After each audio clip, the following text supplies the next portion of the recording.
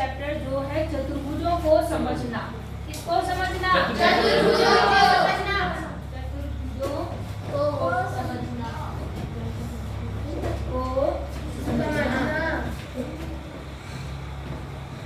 समझना। आई बात समझ में?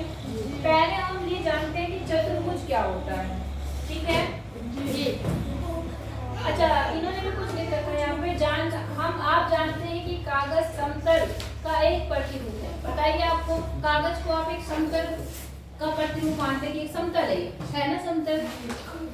जब आप कागज या पेंसिल को हटाए बिना बिंदुओं को आपस में जोड़ते हैं, अकेले बिंदुओं को छोड़कर आकृति में किसी भाग को अनुरेखित किए बिना, तो आप समतलीय वक्र बनाते हैं। ये समतलीय वक्र बनाना चाह रहा है कि अगर आप कोई वक्र बनाना चाहते हैं, जैसे कागज में एक वक्र है, समतल है, तो वैसे ही आप क्या करो, आप क्या काम करो, ऐसे कुछ भी ऐसे बना दो। ऐसे बना दिया आपने, पेंसिल उठाना नहीं है आपको, आप बस बनाते रहो ऐसे ऐसे ऐसे ऐसे ऐसे ऐसे ऐसे ऐसे ऐसे। तो ये सारे क्या है आपके, ये सारे समतलीय वक्र कहलाते हैं। क्या कहलाते हैं? समतलीय वक्र। छोटी छोटी चीजें हैं, पता होनी चाहिए, बाकी आती तो नहीं है लेकिन मुझे पता होनी चाहिए। ठीक है ना? अच्छा, केवल रेखाखंड हो, अगर केवल क्या हो, रेखा। जैसे यहाँ पर देखो टेढ़ी मेढ़ी लाइनें हैं, लेकिन अगर मैंने ऐसे बना दी, ऐसे ऐसे, तो इसमें सारी चीजें क्या यूज हो रही है? रेखाएं यूज हो रही है, रेखाखंड यूज हो रहा है। तो ऐसी आकृतियों को आप लोग बहुभुज बोलते हैं। क्या बोलते हैं? बहुभुज। बहु मतलब बहुत और भुज मतलब भुजाएं, जिसकी बहुत सारी भुजाएं। समझ गए कि नहीं समझे? आप जैसे पहला बहुभुज हम लेते हैं त्रिभुज, जिसमें कितनी भुजाएं होती है? 3। दूसरा बहुभुज चतुर्भुज, जिसमें 4। फिर पंचभुज 5, षष्ठभुज 6, सप्तभुज 8। समझ गए?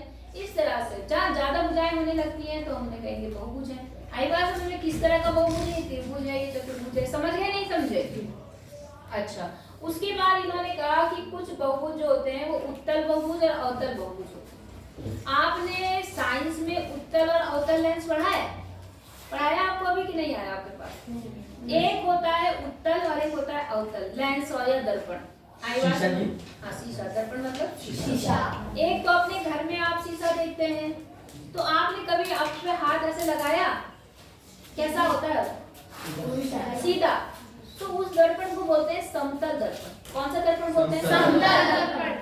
और अगर आप कभी और चीजें ले लो, चम्मच देखा ना आपने? चम्मच यूं देखा आपने? यूं एक सिरा उसका यूं होता है, और अगर आप पीछे से लगाएंगे तो उठा हुआ होगा। तो जो कोई चीज उठी हुई होती है, उभरा हुआ तल होता है, उसे बोलते हैं उत्तल तल। क्या बोलते हैं? उत्तल तल। और जो अंदर की तरफ होता है उसे बोलते हैं अवतल तल। कौन सा तल? अवतल तल। समझे? उत्तल मतलब उभरा हुआ, उत्तल मतलब उभरा हुआ, और अवतल मतलब अंदर का। समझ गए? अगर दर्पण की बात की जाए तो जो दर्पण ऐसे हल्का उठा हुआ होगा, ऐसे समझ गए? मतलब पेट इधर होगा, यहाँ से आपको शक्ल देखनी है या कोई भी चीज देखनी है, तो इस दर्पण को आप क्या बोलेंगे? उत्तल, क्योंकि ये उठा हुआ है। और इसको क्या बोलेंगे? तो यहाँ बना रही हूँ मैं, आकृति एक जैसी है, लेकिन इसमें क्या है? इसमें पेंट बाहर करा है। आप जो चेहरा है वो कहाँ से देखेंगे? इधर से, अंदर वाले झुके हुए भाग से। तो ये कैसा है? समझ गए? तो जो उभरा हुआ होता है उसको हम लोग उत्तल बोलेंगे, और जो अंदर की तरफ होता है उसे क्या बोलते हैं? अवतल। अब यहाँ पर कुछ समतल भी आपके उत्तल अवतल दिख रहे हैं। देखो, इसमें सब में बाहर की तरफ है, दिख रही है? सबको दिख रहा है?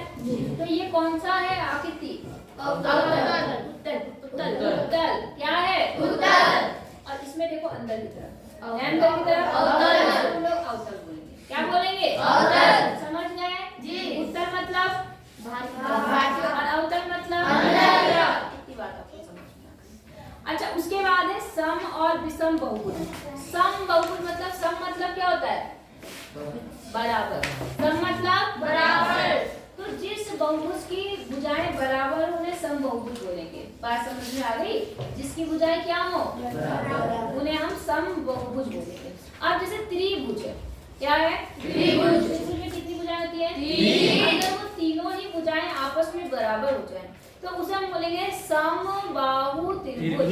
क्या बोलते हैं? समबाहु त्रिभुज। समझ गए जी? नहीं समझे? अगर आपके पास चतुर्भुज है और उस चतुर्भुज की चारों भुजाएं बराबर है, कितनी? 4। तो उसको हम बोलते हैं बोलते, सम चतुर्भुज नहीं बोलेंगे उसको हम यहाँ पे विशेष नाम देते हैं, उसका नाम होता है वर्ग। क्या बोलते हैं उसको? वर्ग। समझ में? उसके बाद अगर एक ऐसा आकृति इसकी पांचों भुजाएं बराबर है तो उसे बोलते हैं समपंचभुज। क्या बोलते हैं? समपंचभुज। मतलब जो सम चतुर्भुज था आपका, उसको हमने यहाँ पे क्या नाम दिया? समवर्ग। क्या नाम दिया? और बात समझ में आ गई? तो जिसकी भुजाएं बराबर होती हैं वो आपका समबाहुभुज होता है। तो क्या होता है? समबाहुभुज। और जिसकी भुजाएं अलग अलग होती है वो विषमभुज होता है। समझ गए कि नहीं समझे? सम और विषमभुज को समझ गए? जिसकी भुजाएं बराबर होंगी वो क्या होगा? क्या होगा? समबाहुभुज। और जिसकी भुजाएं बराबर नहीं होंगी वो कर लेंगे। आप देखो जैसे यहाँ पर प्रश्नावली है 3.1 दिख रहा है आपको? ये देखो दिख रही है। इसमें आपको बताना है, यहाँ कुछ आकृतियां दी गई हैं, दिख रहा है आपको? प्रत्येक का वर्गीकरण के आधार पर लिखिए। आपको बताना है साधारण वक्र। साधारण वक्र वक्र क्या बताया मैंने? जो आप क्या करते हैं, बिना पेंसिल उठाए बस ऐसे बनाते चले जाते हैं।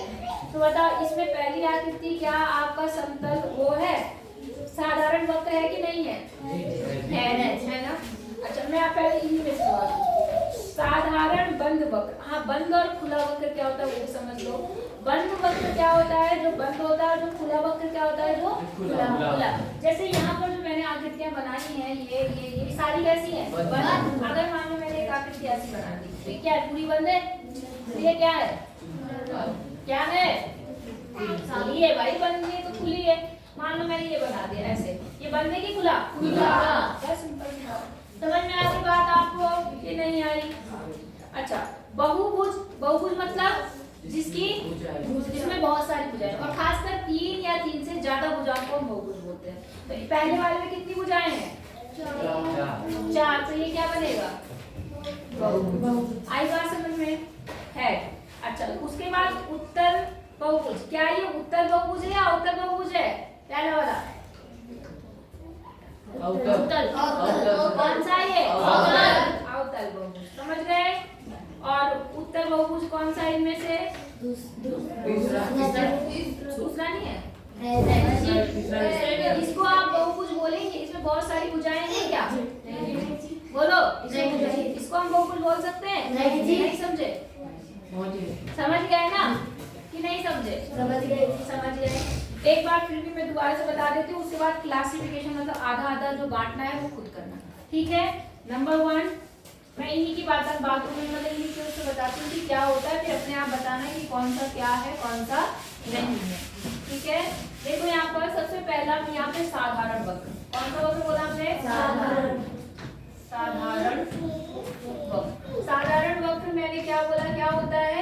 जिसको हम बिना पेंसिल उठाए बना देते हैं ऐसे, कुछ भी ऐसे। आई बात समझ में? कोई दिक्कत नहीं यहाँ तक या नहीं है?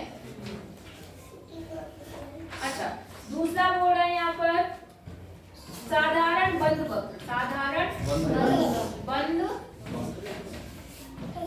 वक्र। बंद मतलब जो कैसा हो? तो चारों तरफ से बंद। ठीक है? दूसरा है बहुभुज। क्या है? बहुभुज। तो बहुभुज की क्या परिभाषा बोली हमने? जिसमें बहुत सारी या 3 से अधिक भुजाएं। क्या हो? अधिक भुजाएं। बोलो बात समझ में आ गई? हम क्या बोलेंगे? बहुभुज। और फिर उत्तल। क्या है हमारे पास? उत्तल बहुभुज। बोलो बात समझ में आ गई? तो उत्तल बहुभुज क्या होता है? जो बाहर जो बाहर की तरफ उभरा हुआ होता है। जैसे मान लो ये सारे के सारे बाहर क्या है? उभरे हुए। फिर अगला क्या है? अवतल बहुभुज। ठीक है? अवतल बहुभुज क्या होता है? जो कैसा हो? अंदर जिसमें एक सिरा क्या होगा? कितनी बात समझ में आ गई? जी। आप बताओ मुझे जरा आंसर दो। पहला क्या है आपका? कौन कौन सी श्रेणी में आएगा? पहला साधारण वक्र और बंद बहुभुज और बहुभुज और अवतल। पहले के लिए 4 आ गए। और समझ में आई बात? दूसरे के लिए बताओ। साधारण वक्र बहुभुज उत्तल। समझ गए कि नहीं समझे? अच्छा और अगले के लिए तीसरे के लिए क्या आएगा? साधारण वक्र साधारण वक्र और बंद वक्र बंद वक्र। बात समझ में आ गई? चौथे के लिए क्या आएगा? केवल ये साधारण नहीं, ये साधारण बंद वक्र है। क्या है ये? साधारण बंद वक्र। इसको मान सकते हैं बंद वक्र। साधारण बंद वक्र क्या है? क्योंकि इसे भी आप बिना पेंसिल उठाए बना सकते हैं। बना सकते हैं, नहीं बना सकते? बना सकते हैं, क्योंकि देखो स्टार जैसा बना हुआ है, ऐसे करके कुछ ऐसा ऐसा ऐसा है ना, ऐसा देखो बन गया।